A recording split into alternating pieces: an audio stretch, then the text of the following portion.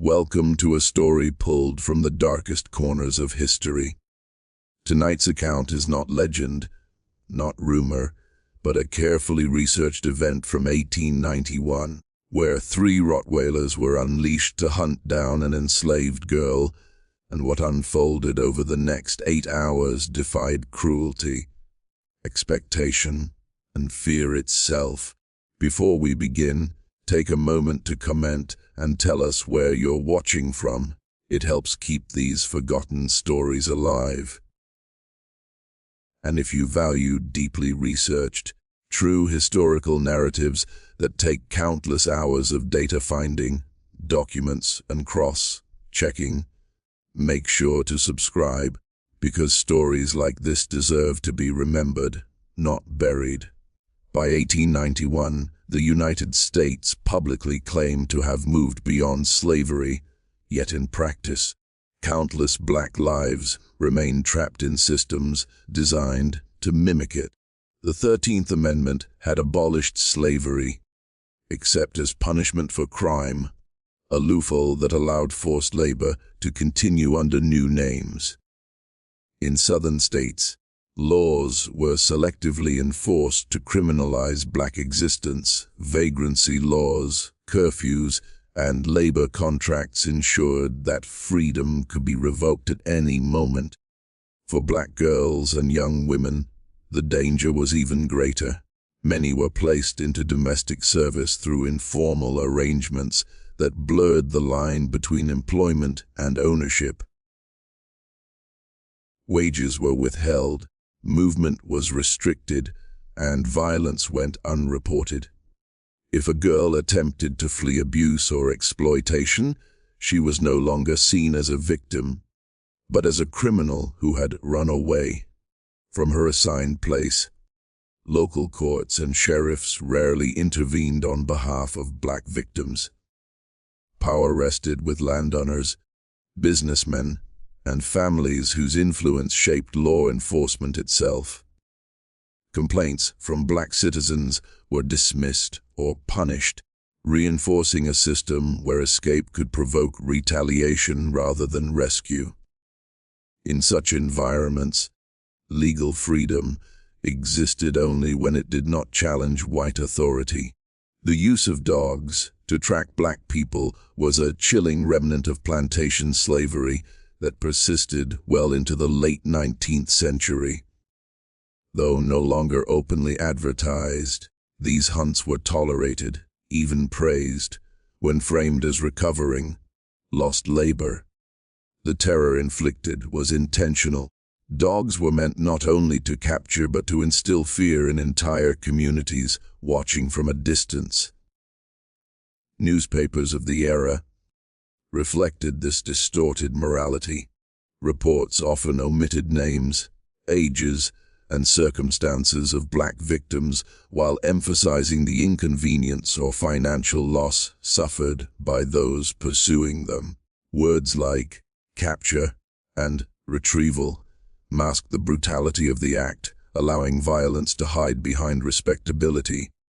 For a black girl living in 1891, the concept of justice was abstract and unreachable. Safety depended on obedience, silence, and invisibility. Any attempt to assert autonomy, even to escape harm, was interpreted as rebellion against the social order. This was the reality that shaped the events to come.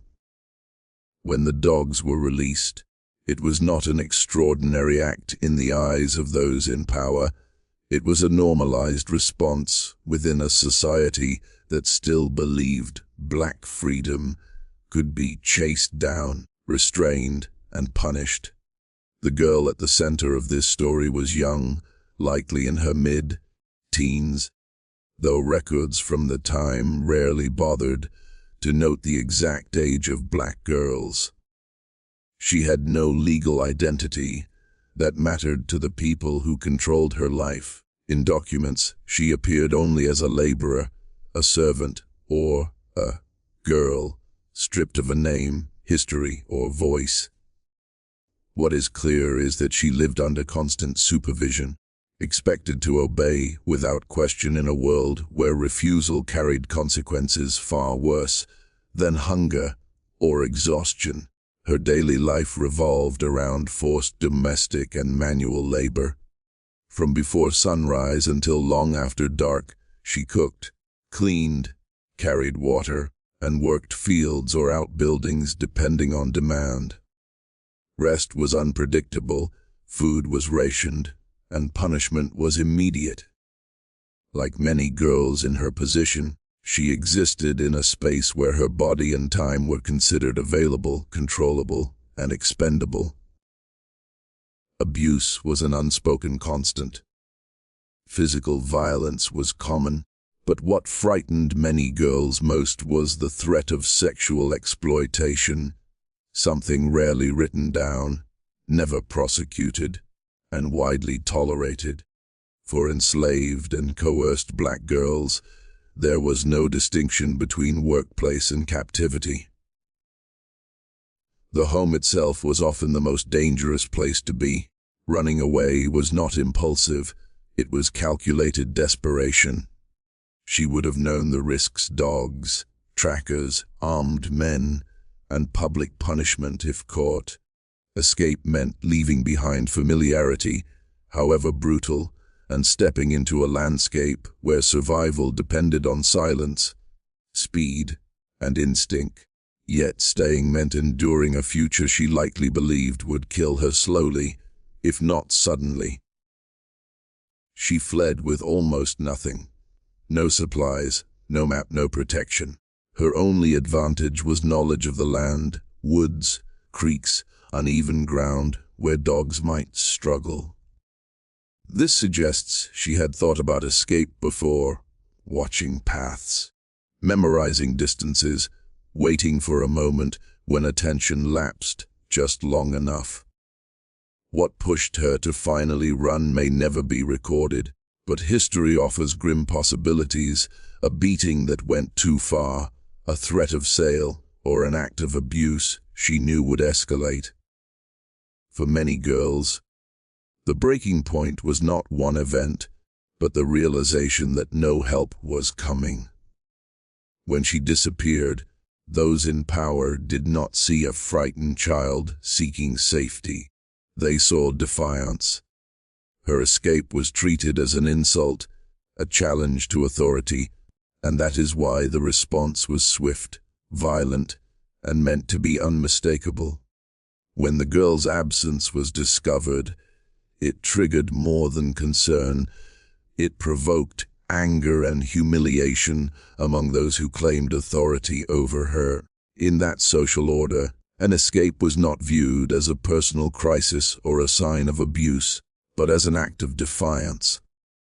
Someone with power had been disobeyed, and in 1891, that demanded a response meant to reassert control. The first hours after her disappearance were spent confirming what many already assumed: she had run. There was little interest in why. Instead, attention focused on how far she might have gone and how quickly she could be brought back. Delay was seen as weakness. Allowing a young black girl to vanish without consequence risked encouraging others to imagine escape as possible. A small group of men, likely including a landowner, overseer, or local authority, made the decision to escalate the pursuit. Ordinary searching was considered insufficient. This was not about finding her safely, it was about making an example. The choice to use dogs signaled that this was a hunt, not a rescue. Releasing tracking dogs carried symbolic weight. Dogs had long been tools of terror during slavery, and their use after abolition was a deliberate revival of that fear. The men involved understood exactly what it meant. They wanted the girl caught quickly, but more importantly, they wanted the community to know what happened when someone ran. The selection of 3 dogs was not accidental. Multiple animals increased speed, coverage, and intimidation, It suggested urgency and seriousness, as if the girl posed a threat that justified extreme measures. In reality, she was alone, unarmed, and desperate, but power often disguises fear as necessity. Once the decision was made, there was no formal process, no legal oversight, no warrant. Local custom replaced law. In rural areas, such actions were rarely questioned, especially when the target was black, female, and powerless. Silence from authorities was as good as approval. The moment the dogs were released marked a point of no return. What might have been a quiet disappearance became a public act of violence in motion, one that would unfold over 8 long hours and leave consequences far beyond the fate of a single girl. The choice of Rottweilers was deliberate, rooted in both reputation and purpose. By the late 19th century, Rottweilers were already known as powerful working dogs, bred for strength, endurance, and obedience. Unlike common farm dogs, they were valued for their ability to intimidate as much as to track. Their muscular build, deep bark, and relentless stamina made them symbols of control, not companionship. Rottweilers were often used by butchers, guards, and property owners to protect assets, and in the mindset of those in power, the girl was viewed as exactly that, property that had been taken. These dogs were trained to pursue without hesitation, to follow scent aggressively, and to respond instantly to commands. Once set on a trail, they were expected to continue until the target was found or collapsed. There was also a psychological reason behind the choice. The mere knowledge that Rottweilers were involved amplified fear. Stories of their strength and aggression circulated widely, especially among black communities who had long associated dogs with punishment and capture. Releasing such animals was not just about efficiency, it was about terrorizing anyone who might be watching, listening, or hiding nearby. Compared to bloodhounds, which were commonly used for tracking, Rottweilers represented escalation. Bloodhounds followed scent. Rottweilers enforced submission. Their presence suggested that resistance would not be tolerated and that capture would be brutal.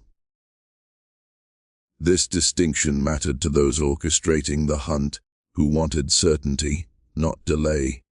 Training also played a role. These dogs were often conditioned to associate human scent with pursuit and reward. They were not taught to question commands or differentiate between criminal and victim. To them, the trail was a task. To the men who released them, the dogs were extensions of authority, silent, obedient, and unforgiving. Using 3 dogs instead of 1 further reduced the girl's chances of escape. If one lost the trail, another could pick it up. If terrain slowed one down, the others could flank or push forward. The strategy reflected experience. This was not the first time animals had been used this way. Ultimately, the Rottweilers were chosen because they embodied power without accountability. If something went wrong, blame could be shifted to instinct. Violence could be dismissed as inevitability. In that era, dogs made cruelty easier, allowing men to claim distance from the consequences of the hunt they had set in motion.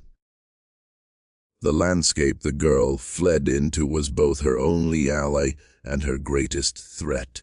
Rural areas in 1891 were a patchwork of dense woods, open fields, marshy lowlands, and narrow dirt paths carved by wagons and livestock. To someone unfamiliar, the terrain was disorienting. To someone raised within it, every tree line, creek bend, and patch of tall grass held possibility or danger. Forests offered cover but came at a cost. Thick undergrowth could break a human's line of sight, but it also trapped scent, making it easier for dogs to track. Fallen branches slowed movement, thorns tore at skin and clothing, and uneven ground risked injury. Running through woods for hours meant exhaustion, bleeding feet, and shallow breath, all while knowing the dogs were gaining. Waterways became a calculated gamble. Creeks and streams were often used in desperate attempts to confuse tracking dogs, as flowing water could disrupt scent trails. But crossing them meant soaked clothes, cold skin, and slowed movement afterward. In some areas, muddy banks or hidden drop-offs turned a survival tactic into a potential death trap. Open fields were worse. With little cover, she would have been visible from a distance, especially if men followed behind the dogs. Crossing them required perfect timing, waiting for dusk, fog, or tall crops to provide even a brief moment of concealment. Each step into open land risked immediate discovery. The weather would have played a critical role. Heat intensified scent and drained strength faster. Cold stiffened muscles and numbed fingers. Rain could either help by scattering scent or hinder by turning the ground into slick, exhausting mud. Every environmental factor worked against a lone girl being chased by trained animals. Time itself became part of the terrain. As hours passed, fatigue set in. Hunger, thirst, and fear clouded judgment. Even small decisions, whether to climb, hide, or keep moving, grew heavier with each passing minute. The land did not offer rest. Stopping meant capture. By the 8th hour, the environment had done its work. Whether she was still moving or forced into hiding, the terrain had stripped away comfort, strength, and certainty. What remained was instinct, raw, desperate, and focused solely on surviving one more step in a world that seemed determined to close in from every direction. When the girl's absence was discovered and the decision was made to release the dogs, there were witnesses, people who saw the hunt unfold from the very beginning. These were not merely passive onlookers. They were neighbors, laborers, or family members of the people in power, often standing at a distance, silent yet complicit in the scene that was about to unfold.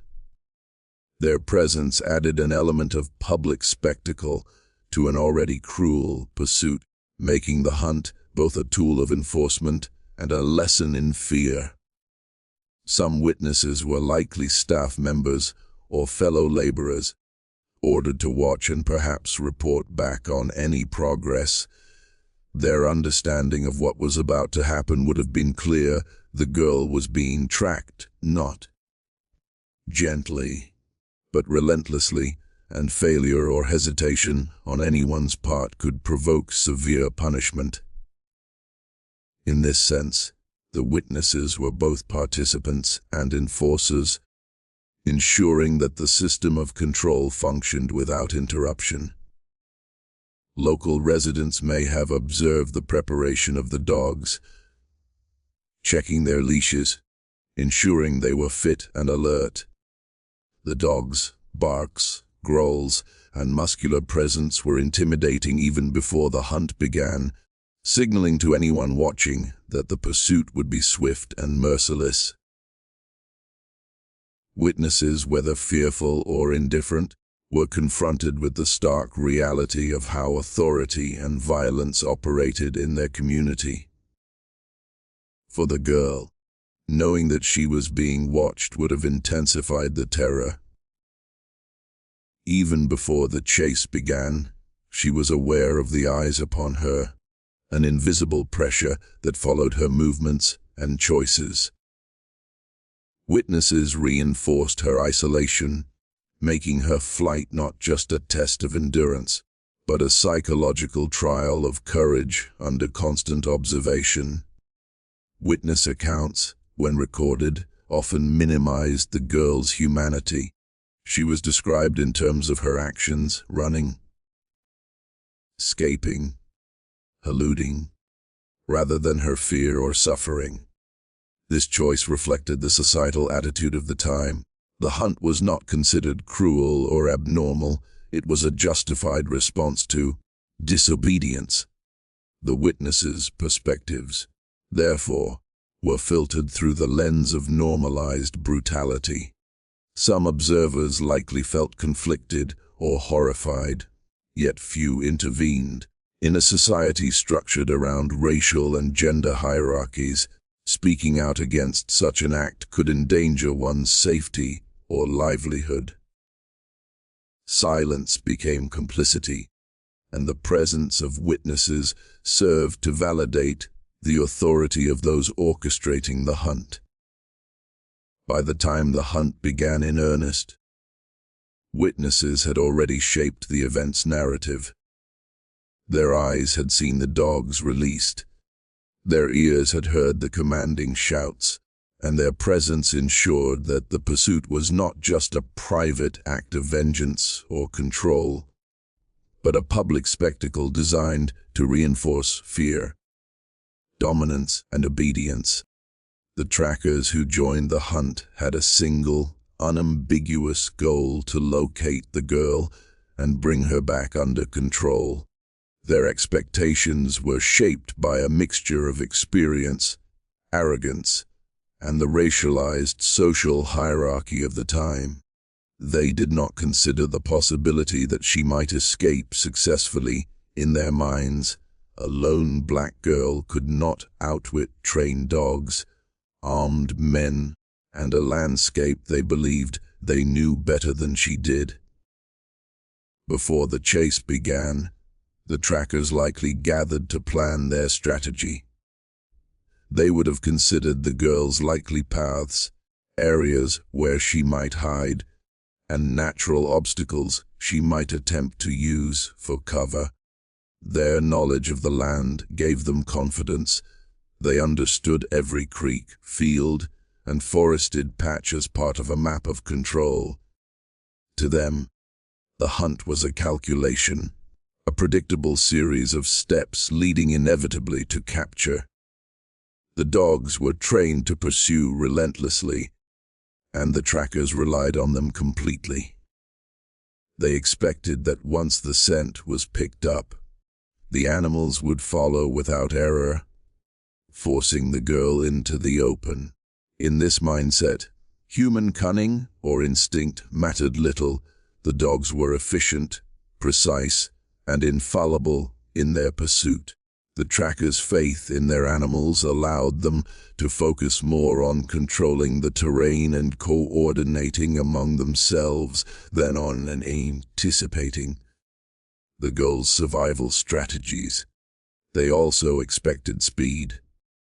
From the trackers' perspective, an 8-hour pursuit was ample time to locate someone on foot. Especially when aided by dogs, they anticipated exhaustion would quickly overwhelm her. Hunger, fatigue, and fear were weapons in themselves, tools of nature that would cooperate with the human and canine pursuers. Escape seemed impossible, and they planned accordingly, ensuring coverage of likely paths and potential hiding spots. Another expectation was visibility. They assumed that the girl's movements would leave telltale signs: broken branches, footprints, disturbed soil, clues that would guide them. Even if the scent temporarily faltered, visual tracking was believed sufficient. In their view, no girl could vanish from the land they considered controlled without leaving unmistakable evidence of her presence.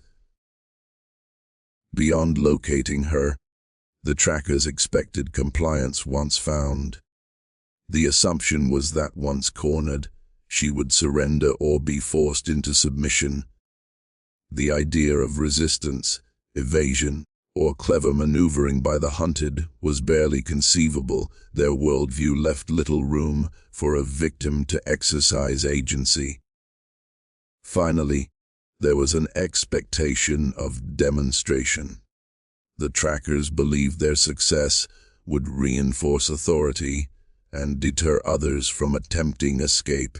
Capturing the girl was not just an operational goal, it was a social statement, meant to signal that no one could defy the established order. They expected the hunt to conclude with certainty, control, and a public reaffirmation of power over those they deemed subordinate. For the girl, the hunt was not only a physical ordeal, it was a mental and emotional nightmare that would have tested every ounce of her courage and resilience. Being pursued by trained dogs and armed men in a society that had already denied her freedom meant living in constant fear, knowing that capture could result in violence, humiliation, or worse. The terror was immediate and unrelenting, beginning the moment she realized she had been discovered. The psychological pressure of being constantly watched and chased would have heightened her sense of vulnerability. Every sound, a snapping branch, a barking dog, a human voice shouting, became a potential threat. Even natural noises like rustling leaves or the wind could trigger fear, as they were easily confused with the movement of pursuers. In such conditions, the mind sharpens but also exhausts, as hyper-vigilance drains both mental and physical energy. Isolation amplified the fear. She could not rely on anyone for help. The societal structures around her were hostile, indifferent, or actively dangerous. Friends, family, or strangers who might offer assistance were either absent, powerless, or too afraid to intervene. This forced her to depend entirely on her instincts, heightening the stress of every decision. Every step taken was a balance between hiding, moving, and surviving, a continuous calculus under life-threatening conditions. The dogs themselves were instruments of terror. Beyond their physical threat, their mere presence created anxiety. Dogs trained to track relentlessly emit a psychological weight. Their barking, growling, and rapid movement signal inevitability. To the hunted, they are not simply animals, but embodiments of authority and aggression, closing in with precision and persistence. Fear of being bitten or mauled would have compounded every physical strain, making exhaustion more acute. Fear was also amplified by uncertainty. She could not know how many pursuers were behind the dogs, how close they were, or whether hiding would be effective. Each choice, whether to climb a tree, cross a creek, or press into thick woods, carried life or death consequences. The constant unpredictability created a psychological pressure cooker where panic and calculation had to coexist for survival. Time itself became oppressive. Every hour that passed without relief increased the risk of capture, yet every pause risked exhaustion. Awareness of the duration of the hunt, hours of being pursued, hunted like an animal, would have intensified mental strain. The 8-hour pursuit was a relentless countdown, each minute filled with dread and anticipation. Finally, the psychological terror was compounded by societal conditioning. From the moment she was born, she had been taught to obey authority, to remain subservient, and to accept punishment without resistance. Now, running for her life, she faced a reality where obedience could no longer protect her. Her entire mental framework had been upended. Survival required defiance, cunning, and constant vigilance. The stress of reconciling ingrained fear with the urgent need for action created a mental and emotional ordeal as intense as the physical chase itself. After hours of relentless pursuit, something extraordinary and terrifying occurred. The trail went silent. For the trackers, who had relied on the dog's keen senses and their own familiarity with the land, this was a moment of disbelief and confusion. The animals that had followed every scent, every footprint, and every subtle disturbance of the environment suddenly stopped, as if the girl had vanished into thin air. Silence in this context was not just the absence of sound, it was the collapse of expectation, a disruption in a system built entirely around control. For the girl, this silence may have been a brief reprieve, a moment of triumph in an otherwise desperate ordeal. Perhaps she had found a hiding place that confused the dogs, or perhaps she had used knowledge of the land, a hidden creek, a thicket, or a hidden burrow, to evade detection. At that moment, the 8-hour hunt had transformed from a straightforward chase into a tense standoff. Every second became critical. Every rustle of leaves or distant bark could reveal her position and undo her fragile advantage.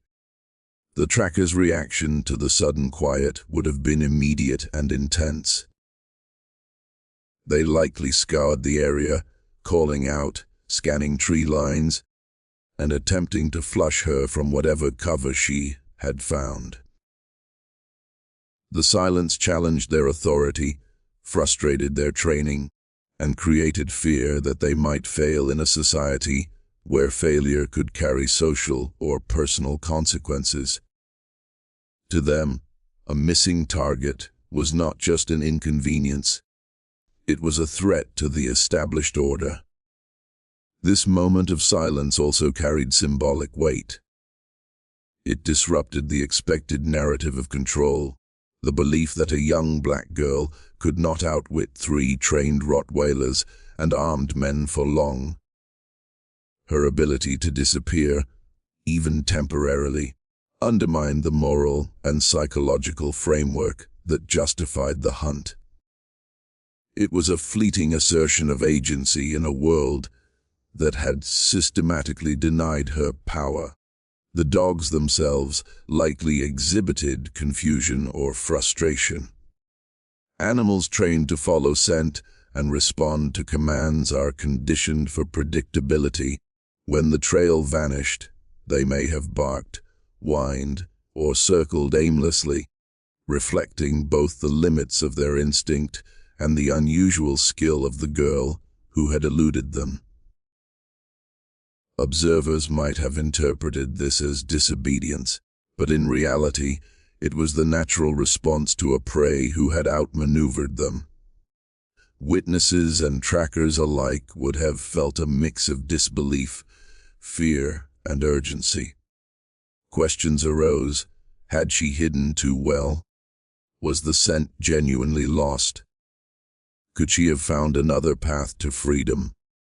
The tension in the air would have been palpable, as those observing realized that the hunt was no longer a simple exercise in control. It was now a test of cunning and survival that defied expectation.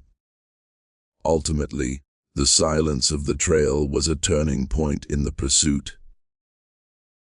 It highlighted both the girl's resourcefulness and the limits of human and animal authority. For a few critical moments, she was untouchable, navigating the harsh terrain with intelligence, courage, and sheer willpower. That silence was not just the absence of sound. It was the moment when the hunted briefly regained power in a world designed to deny her every chance of survival. After 8 grueling hours, the relentless hunt finally reached its conclusion. But what was discovered stunned the trackers, witnesses, and anyone who would later hear the story. The girl's fate was revealed in a way that neither brute force nor fear could have predicted, exposing the limits of control and the unpredictable resilience of the human spirit. What lay at the end of the trail was a mixture of shock, horror, and begrudging respect. The trackers found evidence that the girl had survived against impossible odds.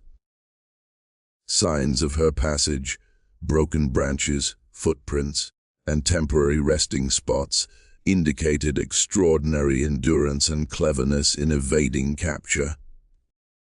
She had used the terrain with skill, doubling back along hidden paths, seeking cover in dense woods, and using waterways to throw off the dog's ascent. Each detail suggested that she was not merely fleeing, she was actively strategizing, adapting to every move the hunters made.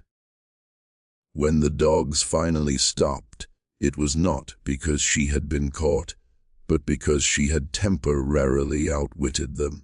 The trackers discovered her hiding place, or perhaps the point at which the animals lost her trail, somewhere in thick undergrowth or near a natural barrier that prevented further pursuit.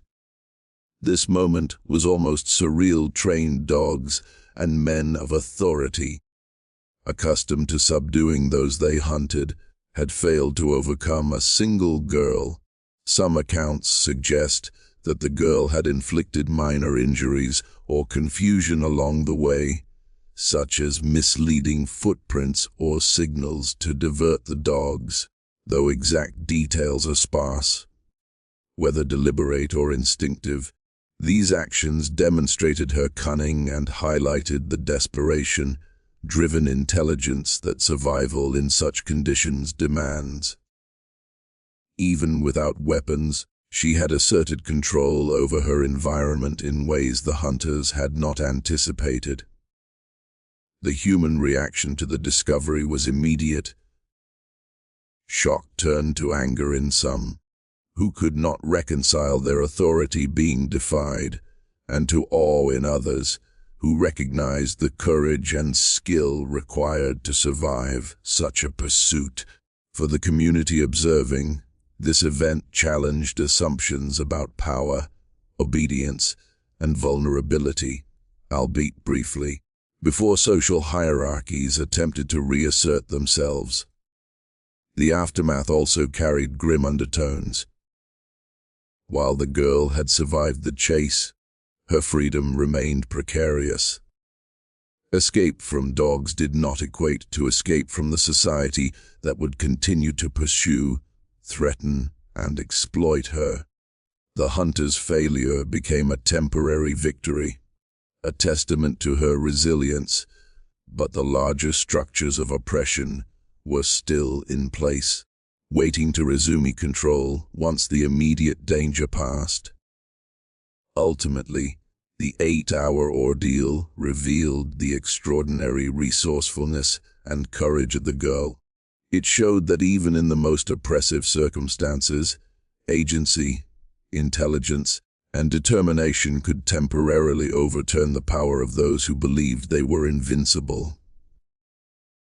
Her survival, however brief or incomplete, left an indelible mark on the witnesses and on history, demonstrating that even in a world designed to suppress her, she could resist, outwit, and endure. The response of local authorities to the conclusion of the hunt was a mixture of official procedure, social performance, and deep unease. In 1891, the legal and social systems were intertwined, and events involving black fugitives, especially young girls, were often treated as both criminal matters and opportunities to reinforce societal hierarchies. How the authorities reacted reveals as much about the society as the act itself. Initially, those in charge faced embarrassment. The expectation had been a swift, decisive capture, a demonstration of power over the girl and, by extension, the wider black population. When the girl managed to evade capture, even temporarily, their authority appeared flawed. Local law enforcement and landowners had invested time, manpower, and resources into the hunt, and the failure challenged both their competence and their control. In a society obsessed with displays of dominance, this was not a minor inconvenience. It was a public slight. Authorities reacted by attempting to reassert control immediately. Additional men were sent to reinforce the hunt. Local militias or posses may have been called in, and the terrain was combed more aggressively. Witnesses noted increased shouting, organized searches, and renewed pressure on the dogs. The objective was clear: if direct control had failed, indirect control through intimidation, coordination, and sheer numbers would compensate. At the same time, the law was manipulated to fit the narrative. Any later accounts of the girl's flight emphasized disobedience and defiance, rather than survival or desperation. Legal justification was constructed retroactively, framing the hunt as a reasonable exercise of authority rather than the morally questionable pursuit it truly was.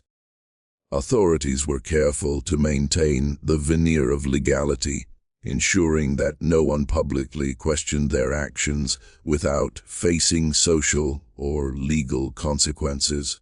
The social message was just as important as the legal one. Authorities understood that failure could embolden others. In response, they likely intensified surveillance in the surrounding area, issued warnings, and reinforced hierarchies within the local black community. Even if the girl escaped further punishment, the community had been reminded that attempts to resist could provoke extraordinary consequences. The hunt became a warning. Control could be relentless, persistent, and publicly displayed. In private, some officials may have felt unease or recognition of the girl's ingenuity, but such sentiments were rarely expressed openly. Admiration for a hunted child's courage would conflict with the social order they were sworn or expected to protect. The response, therefore, had to balance authority, fear, and the suppression of empathy. Ultimately, the authorities' reaction was a mixture of aggression, legal manipulation, and spectacle. They sought to restore a sense of control that had been temporarily challenged by a single girl's determination. The 8-hour chase became more than a pursuit. It became a public performance of power, an effort to remind both the oppressed and the oppressors of who truly held authority in that society. Even after the immediate hunt ended, the implications lingered. The story of her evasion circulated, whispered or recorded in documents, highlighting both her resilience and the rigid, unforgiving social structures that demanded compliance.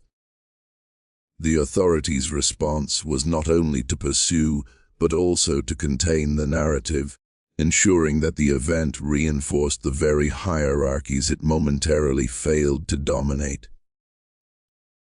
Despite the extraordinary courage and resilience displayed by the girl, this story nearly disappeared from the historical record. The erasure of such events was not accidental. It was a product of systemic bias, societal discomfort, and the deliberate suppression of narratives that challenged the prevailing social order. Stories of resistance by enslaved or oppressed black individuals threatened the carefully constructed mythology of control and obedience, so they were often omitted, altered, or forgotten.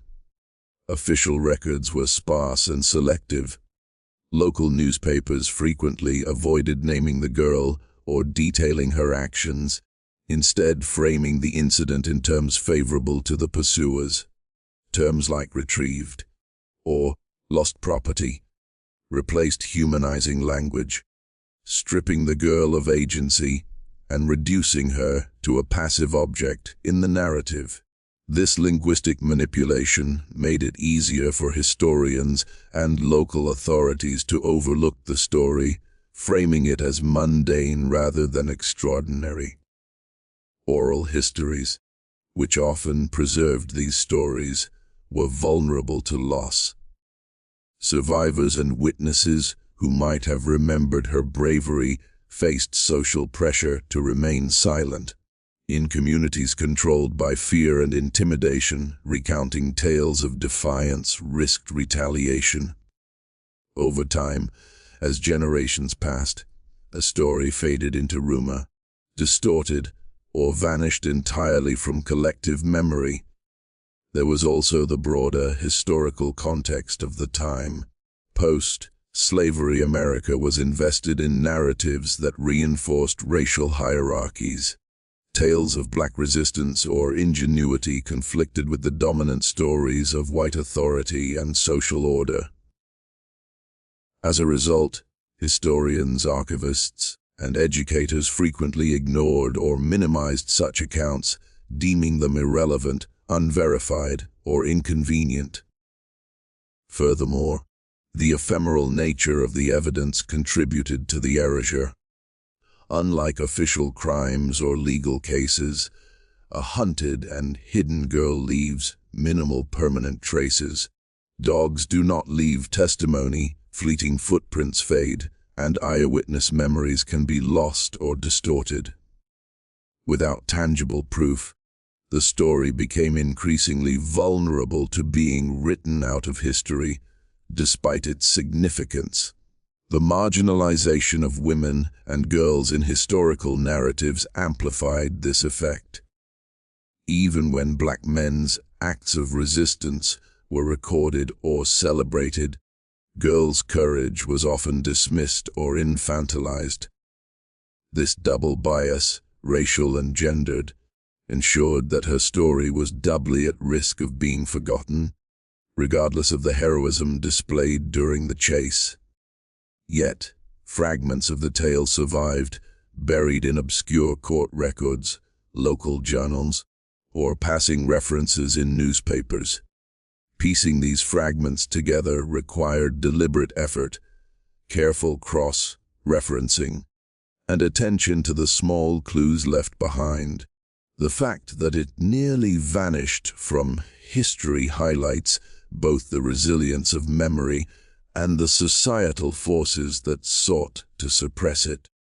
In remembering this story today, we reclaim not just the memory of a brave girl, but the truth about a society that tried to erase her courage and the remarkable ways she resisted.